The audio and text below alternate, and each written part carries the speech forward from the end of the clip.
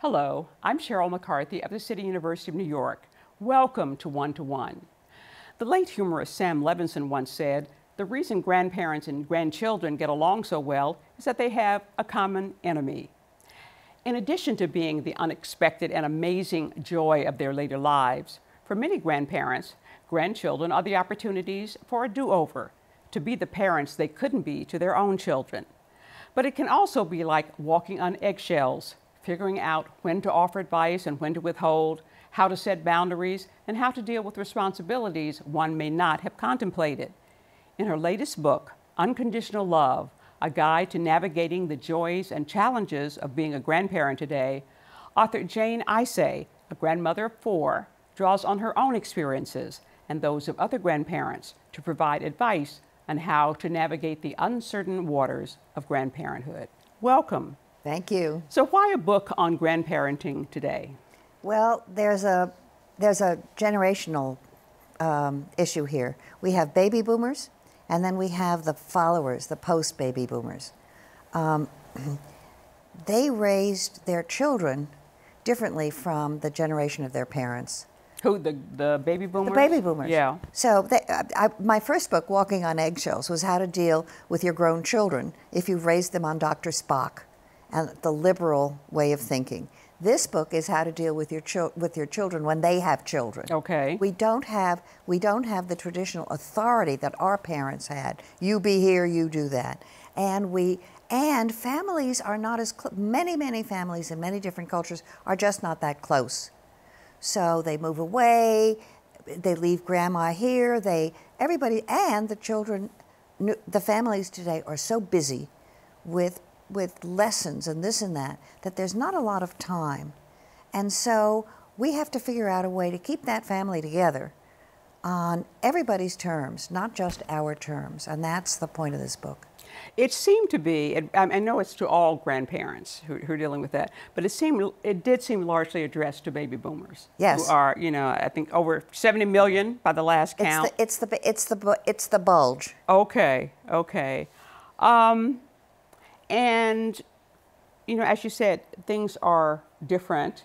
Now, baby boomers experienced a country that was in an economic boom. That's right. And now a lot of grown kids are living at home because there are no jobs, because they have so much student loan debt, and there are more demands on grandparents to step in and help out. Absolutely, yes. So the baby boom generation had three major things happen. The largest economic growth in the history of the world, people moving away from each other to take new jobs. You get a promotion, you go to Duluth. The older people are still left in the cities. Everybody's going into suburbs. That's one. Two, in the baby boom era, the psychologist made us think that families were where you got sick. Mothers were blamed for schizophrenia, for homosexuality, and so he wanted to leave the family. And the third is that once you make your friends your family. Also, people said, don't trust anybody over 30. So the family ties were diluted. Now, with the economic change, family ties are so much more important. They're the lifeblood of the generation raising our grandchildren. Mm-hmm. So the economics and the time, I would say it's time and money. The people, our children, the people raising their grandchildren, don't have the kind of resources that the baby boomers have, and they are busier than anything we ever saw in our lives. Two working members two parents both work. The children have to have lessons. If they can't play soccer by 6, they're not going to go to Harvard. So there's a tremendous pressure, and grandparents, if they're around and willing and close, can really help to fill in, both in terms of money and time. When I'm with people who either recently became grandparents or have been grandparents for a few years, it's like watching people who have suddenly fallen desperately in love. What is it that causes people to become so smitten with their grandchildren? Well, here's the deal. All children are adorable, but here's a case where they're adorable and you don't have to put them to bed at night. They're adorable. You don't have to get them in the bathtub. And they love us like nobody ever loved us. As we get older, you walk in the street, nobody sees you. But when you walk into the house with the grandchildren, they see you. That's a good point. You know, they help make you relevant again. Absolutely. Because relevancy is something that a lot of older people are losing. Absolutely. And they have no history. The other thing is, they don't know that you didn't get along with Cousin George. They just love people who love them. That's what they thrive on, love. And so whatever happened in the past is not as relevant. And so as grandparents, you have the opportunity to get loved in a whole new way. It's a blank slate, I think you said. Blank slate and all love. What are some of the, but there are dangers. Sure. What are some of the most common mistakes that grandparents make, some of the things they need to avoid? Well, one is giving advice, especially when the baby, I have a chapter in the book about how to prepare, how to use the 6 months before the baby is born. You can't walk into your children's home and think that tell them you know everything about raising this baby. Newborn babies are aliens. You don't know what's happening, and their parents are sleepless and miserable. Don't take over. Support them. Tell them how beautiful the baby is. If the baby has a poop that doesn't look good, give them support. Don't rush them to the hospital. If you have sons, be very, very good to your daughter-in-law, because she is the person who will open or shut the door to your grandchildren. And finally, as they get older, you really have to listen to what the grown children say. So if they say, Mom, don't bring presents every time you come. Of course you want to bring presents. Listen, because after you leave and the presents are all over the floor, your grown children are going to be seething. Why didn't she listen to me? You say that food, discipline, and gifts are the big issues. They're the big no-nos. I ran a whole number of focus groups with the parents of the grandchildren, and here were their gripes.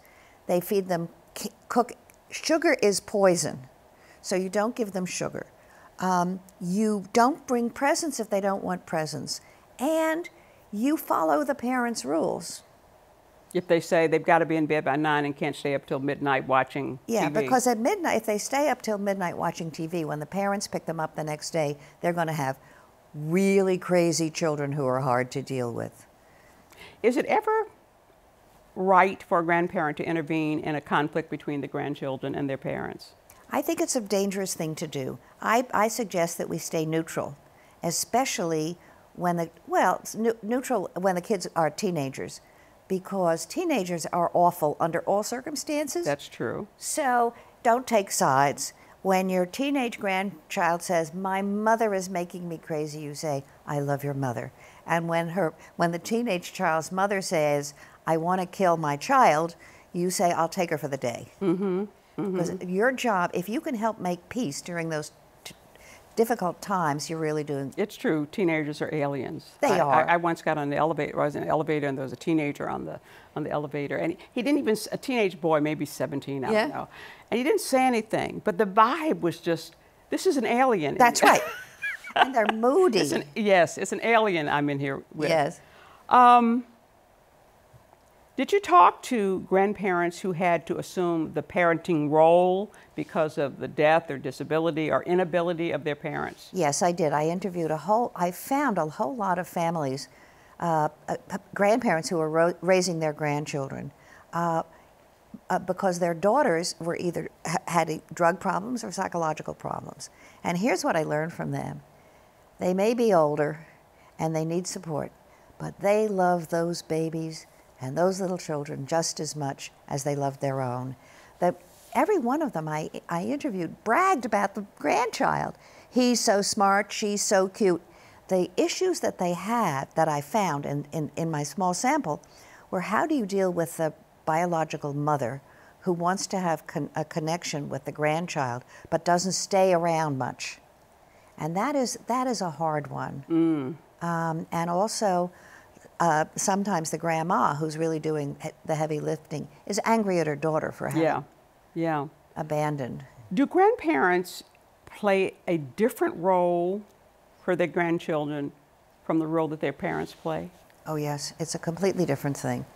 Because grandparents don't have the responsibility, the day-to-day responsibility. And because grandparents have perspective. And because grandparents are generally very happy to see the children and the children respond to that, we have the opportunity to nourish their souls and also to nourish their character. I think I have a chapter in the book about nourishing the moral imagination. We have perspective. Your story and my story and the stories of our mothers and our grandparents have a tremendous centering effect on the grandchildren. There's research that there's a research called the 20 questions. If children can answer those 20 questions about their family, they're more likely to do better in school and to be better centered. Now, you don't have to memorize the questions. It's about conversation. We have the time to hang out with them. Kids love to hang out. So you're talking about, you talk about the importance of sharing the family history. Yes. You know, both the grandparents' experience, their parents' experience, maybe historical yes. Events. You also talk about grandparents as fostering agency in their grandchildren. What do you mean by that? By that I mean a grandchild will have a dream, something they want to do, and maybe it's too much trouble, or maybe it seems like it's unrealistic to the parents. But a grandparent can say, you could give it a try. Nothing bad will happen. There's a story in my book of a woman who was with her grandparents, and she wanted to be an actress, and she was a teenager, fighting with her mother about this, and she came out, and her grandpa was making a fire in the backyard, and she said, Grandpa, they don't want me to be an actress. And he said, really, darling? And he looked and pointed to the stars, and she said, what are you doing? And he said, I'm seeing your name in lights. That kind of thing. Mm-hmm. Because parents are worried about the practical. Right. And grandparents have the opportunity to give a little more give. We're going to take a short break. Then we'll be back with author Jane Isay after this message.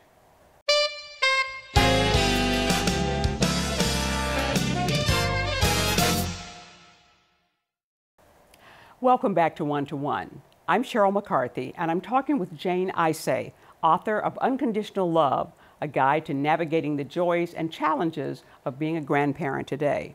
So we talked about what grandchildren get from their grandparents. What do grandparents get from their grandchildren? Well, as you said in the introduction, they get a second chance. I found that grandfathers get a second childhood.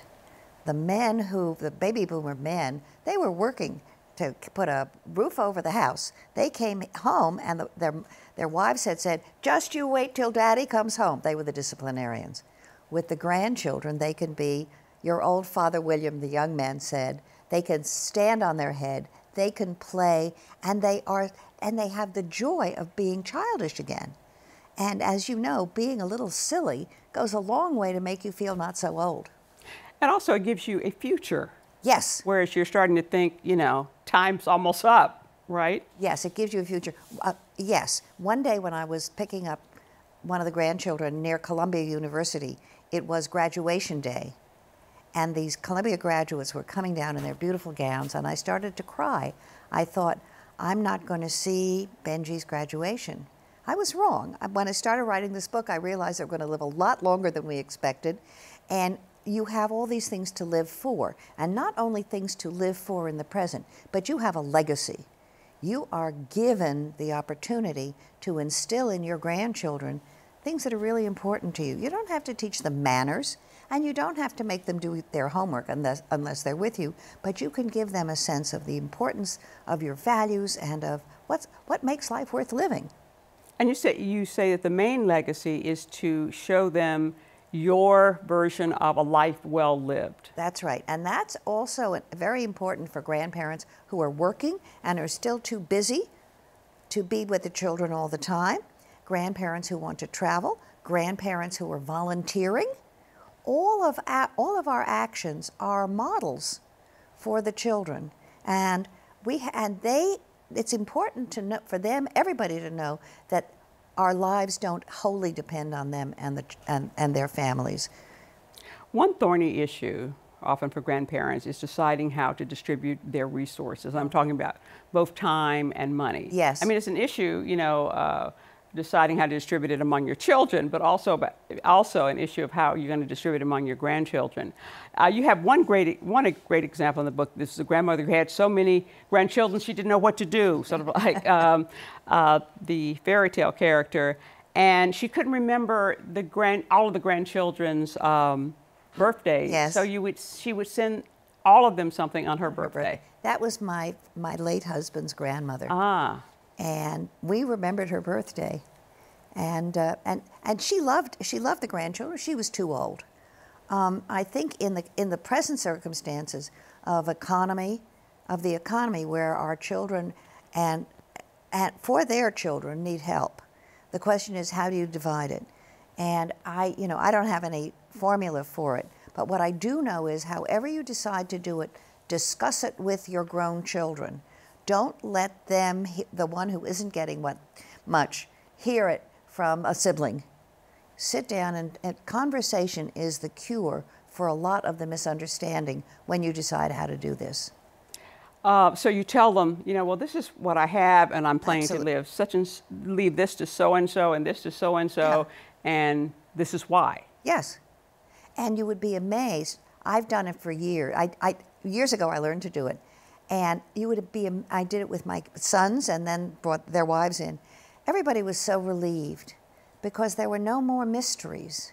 Mm-hmm. And when I told one of my sons, who makes a good living, that I was helping my other son's children with private school, you know what he said? He said, thank God.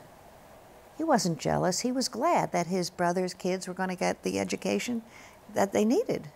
You advise grandparents to be socialist now and capitalist later. What do you mean by that? I mean, so socialism is give most to the needy and less to the people not in need.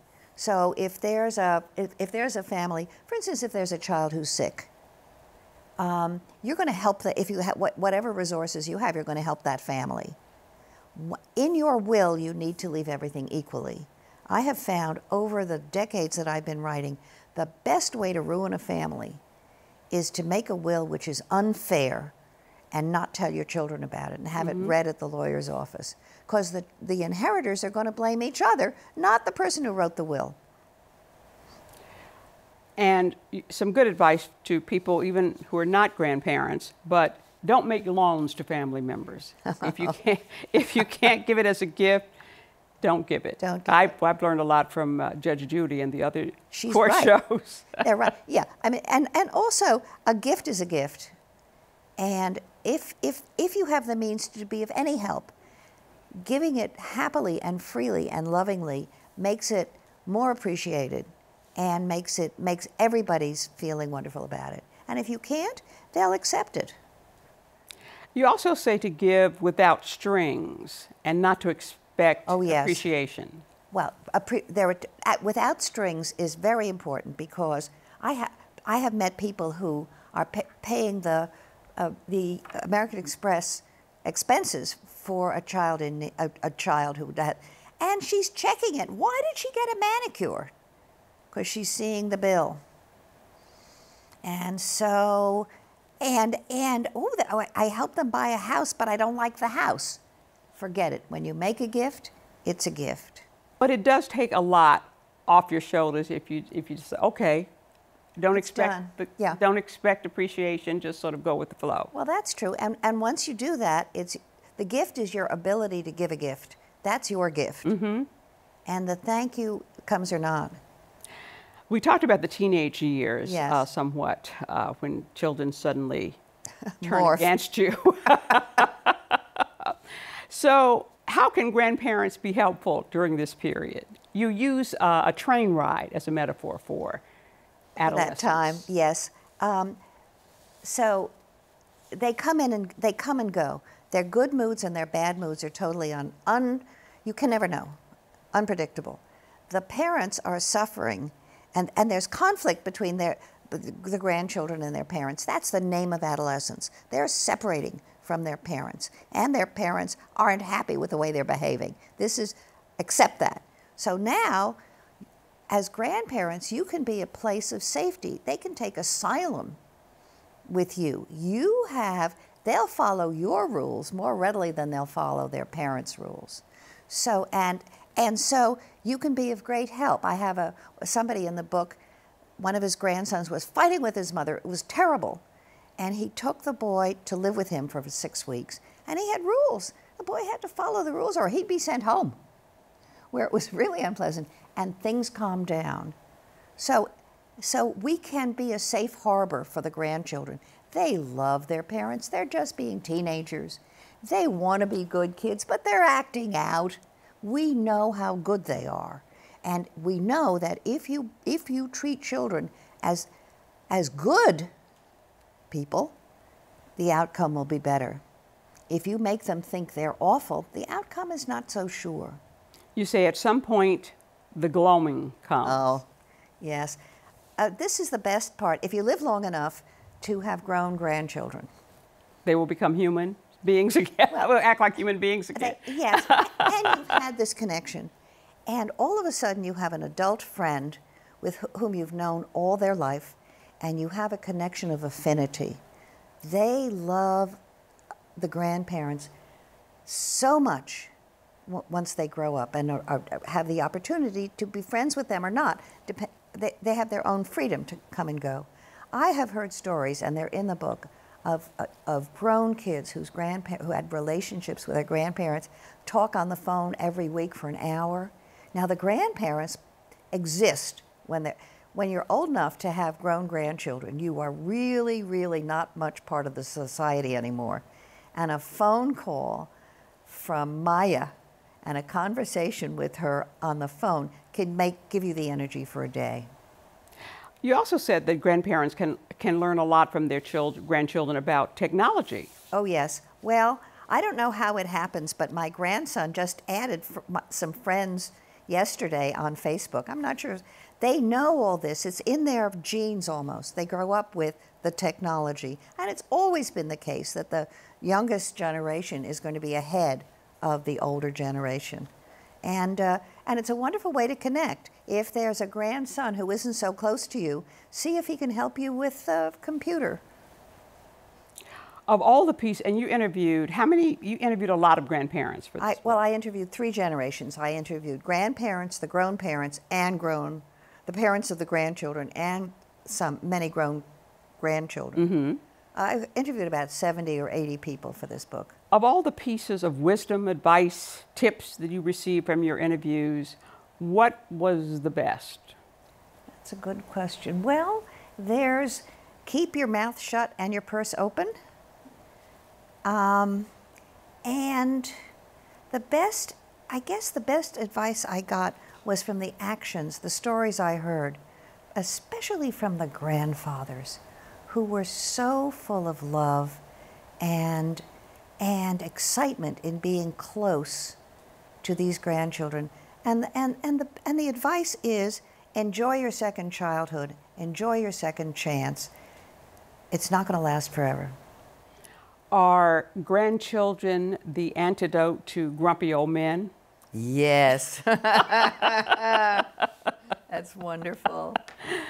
Book, we have about 30 seconds. Book writing is a second career for you. You were a book editor for many, many years. So what's this, how are you enjoying this phase? Well, here's the deal. When you're a book editor, you're smart. And when you're writing a book, you're stupid. Mm. And so I've enjoyed my 13 years of feeling stupid because I think I've learned a lot and written some good books. Okay. But I also edit.